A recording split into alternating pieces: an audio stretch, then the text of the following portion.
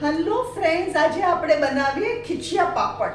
એના માટે મેં શું કર્યું છે, એક ખીચિયો પાપડ શેકી લીધો છે, એને ઠંડો થવા દેવો જોઈએ એટલે શેકીને રાખ્યો છે. બીજી સામગ્રી શું હશે? ટમેટા, કોબી, ગ્રીન ચટણી, આપણી આમલીની મીઠી ચટણી, જેની બધીની રેસીપી મેં મારી ચેનલ પર શેર કરેલી છે, અને કાંદાના પીસીસ. હવે આપણે શું કરીએ, આ ખીચિયા પાપડ છે એને આપણે પીસીસ કરવાના, અને હાથ ભીનાનો હોવા જોઈએ જરાય. આવી રીતે મોટા ટુકડા કરી કાઢવાના એટલે આપણને ખાવું ફાવે.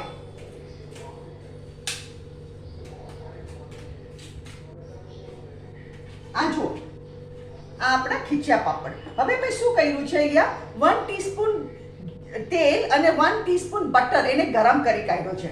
હવે આપણે શું કરવાનું,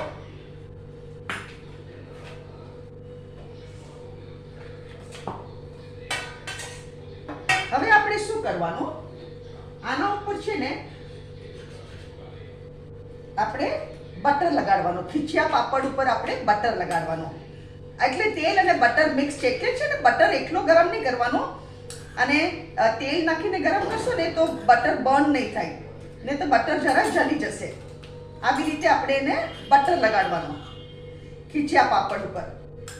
આ બહુ સરસ વેરાયટી લાગે. આપણે સેવપુરી, ભેલપુરી તો ખાતા જોઈએ છે, it is a very common item.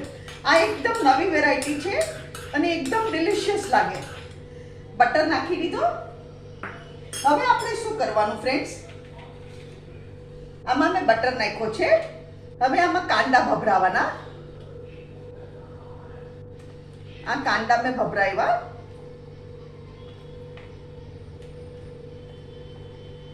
ટમેટા,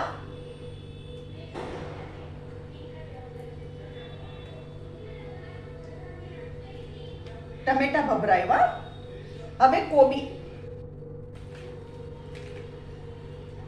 તમે છે ને ગાજરે નાખી શકો. મારી પાસે અત્યારના ગાજર છે ને અવેલેબલ નહોતું. તમે ગાજર ખમણી અને ઈ બી નાખી શકો, પણ મારી પાસે અત્યારના અવેલેબલ નહોતું ગાજર. યુ કેન ઓલ્સો પુટ ગાજર, ઇટ ટેસ્ટ વેરી ગુડ. આ જુઓ, આપણું થઈ ગયું. હવે આપણે શું કરીએ, તીખી ચટણી પાથરીએ. તમે જેટલું તીખું ખાતા હોય એ પ્રમાણે તમે તીખી ચટણી વાપરજો.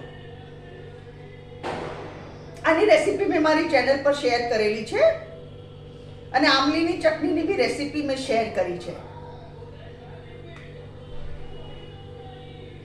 આ બહુ જ ટેસ્ટી લાગે. આ વેરાયટી છે ને, તમે જરૂરથી ટ્રાય કરજો. આ લીલી ચટણી થઈ ગઈ. હવે આપણે આમલીની ચટણી નાખીએ.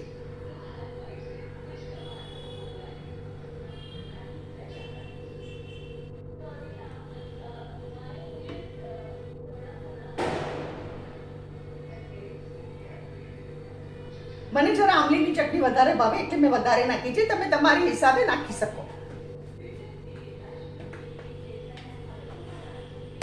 સેવ, આના પર આપણે સેવ પાથરવાની.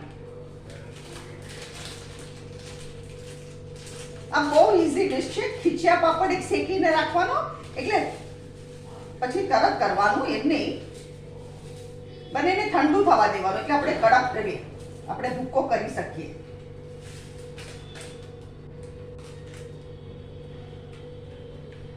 ફ્રેન્ડ્સ, આ છે આજની આપણી વેરાયટી ખીચિયા પાપડ. એકદમ યુનિક વેરાયટી છે.